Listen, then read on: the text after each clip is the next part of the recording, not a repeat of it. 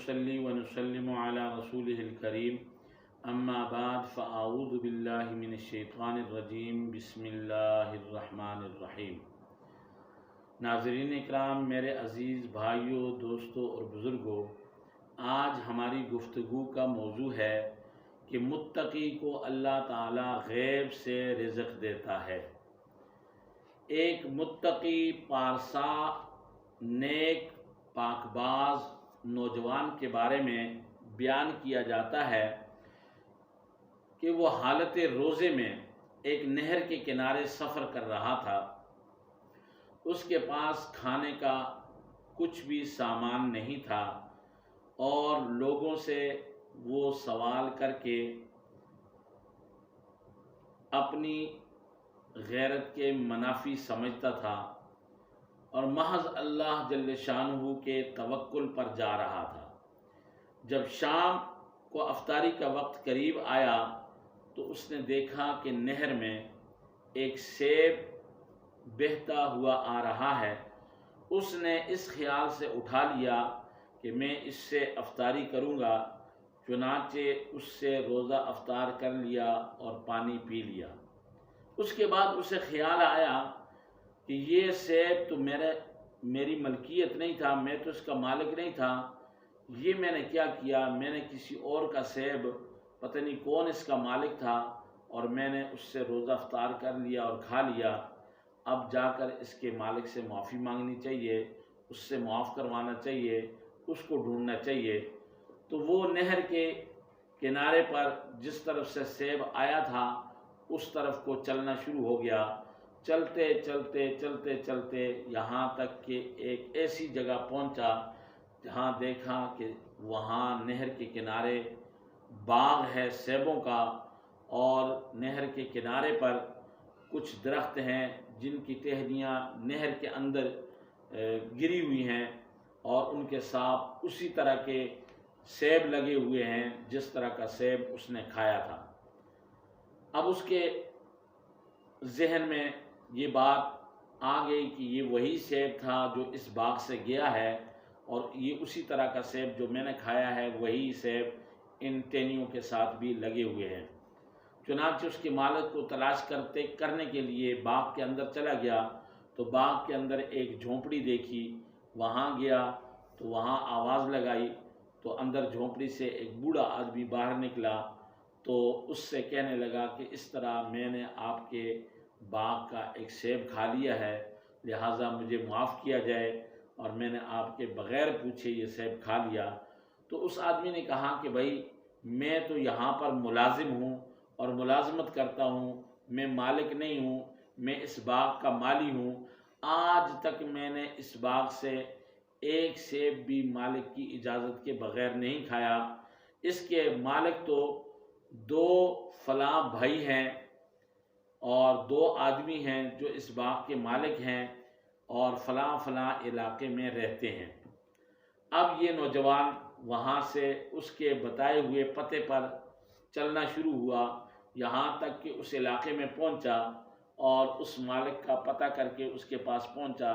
तो उस मालिक ने कहा कि देखो भाई, इसके अंदर मेरा दूसरा भाई भी शरीक है और जो सेब तुमने खाया है उसके आधे हिस्से का मैं मालिक हूँ, मैं वो तुझे माफ़ करता हूँ, लेकिन दूसरे हिस्से का मालिक वो मेरा दूसरा भाई है। तो जब तक वो माफ़ नहीं करेगा, उसके पास नहीं जाओगे तो पूरा सेब आपको माफ़ नहीं हो सकता। और फिर बताने पर उसने बताया कि वो मेरा भाई फ़लाँ इलाके में फ़लाँ जगह रहता है। तो ये शख्स, ये नौजवान, वो चलते चलते वहाँ पहुँच गया और उससे जब मिला, मुलाकात की, और उससे कहने लगा कि आधा सेब तो तुम्हारे भाई ने माफ़ कर दिया, लेकिन आधा जिसके मालिक तुम हो वो अभी तक माफ़ नहीं हुआ। तो उसी सिलसिले में मैं आपके पास हाजिर हुआ हूँ। तो उसने कहा कि अजीब नौजवान है, अजीब मुत्तकी और परहेज़गार है कि एक सेब खा लिया तो उसके माफ़ करने के लिए मालिक को तलाश किया और एक ने माफ़ कर दिया। अब आधे हिस्से की मुआफ़ी के लिए ये मेरे पास आया है। यहाँ तक कि उसने कहा कि मैं आपके اس آدھے حصے کو اس وقت معاف کروں گا کہ جب تم میرے پاس 1 سال تک ملازمت کرو گے 2 شرطوں پر۔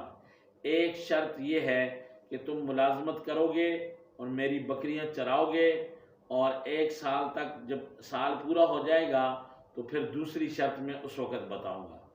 اب اس نے بکریاں چرانا شروع کی اور اس کی ملازمت اختیار کر لی، اور 1 سال گزرنے کے بعد مالک نے اسے کہا کہ اب دوسری شرط ہے۔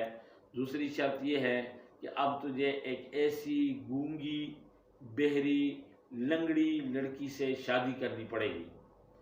اب یہ نوجوان بڑا پریشان ہوا کہ چلو وہ ملازمت والا کام تھا وہ تو میں نے کر لیا، لیکن ایک ایسی عورت کے ساتھ شادی کرنی ہے جو اندھی بھی ہے، بہری بھی ہے، گونگی بھی ہے اور لنگڑی بھی ہے، تو اس کے ساتھ اب شادی کر کے مجھے کیا فائدہ ہوگا؟ لیکن بہرحال اس نے اپنے سیب کا آدھا حصہ معاف کروانا تھا تو وہ اس پر بھی رضامند ہو گیا۔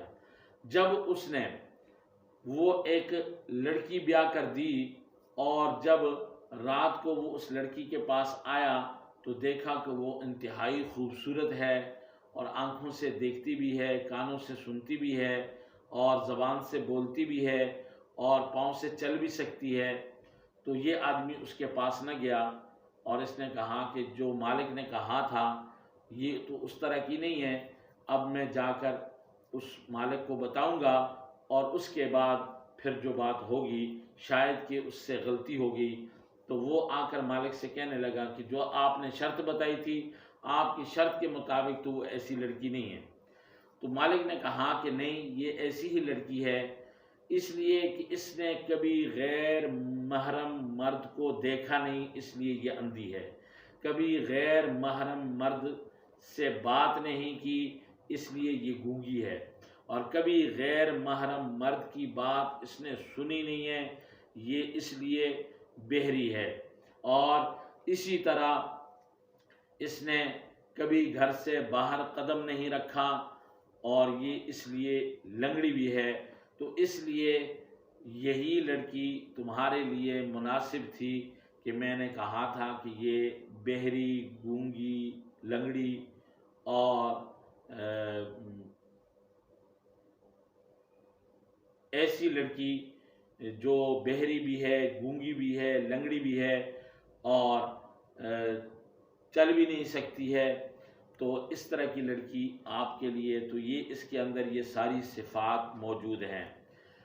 تو اس آدمی نے جب کہا کہ یہ تو تمہارے تقوی اور پرہیزگاری کو دیکھ کر کہ فلاں باغ جو میری ملکیت ہے وہ ملکیت بھی میں آپ کو دیتا ہوں، وہ ملکیت وہ بھی باغ بھی مل گیا، اور انتہائی خوبصورت لڑکی بھی مل گئی، اور ساتھ ساتھ ایک مکان بنانے کے لیے 100 دینار بھی ان کو دے دیے۔ اسی لیے تو اللہ جل شانہ کا ارشاد ہے وَمَن يَتَّقِ اللَّهَ يَجْعَل لَّهُ مَخْرَجًا وَيَرْزُقْهُ مِنْ حَيْثُ لَا يَحْتَسِبُ، کہ جو آدمی تقوی اختیار کرتا ہے اللہ تعالیٰ اس کے لیے کوئی نہ کوئی راستہ بنا دیتا ہے، اور اسے وہاں سے رزق ملتا ہے جہاں اس کا گمان بھی نہیں ہوتا۔ اس واقعے سے ہمیں یہ پتہ چلتا ہے کہ تقوی کی بدولت سب کچھ مل گیا۔ نوجوان عجیب قسم کا اس کا تقوی تھا، اور لڑکیوں کے اندر ہمیشہ ایسی ہی صفات ہونی چاہیے کہ وہ اندھی، گونگی، بہری اور لنگڑی صفات کی مالک ہوں۔ اللہ جل شانہ مجھے آپ سب کو عمل کی توفیق نصیب فرمائے۔ وآخر دعوانا الحمدللہ رب العالمین۔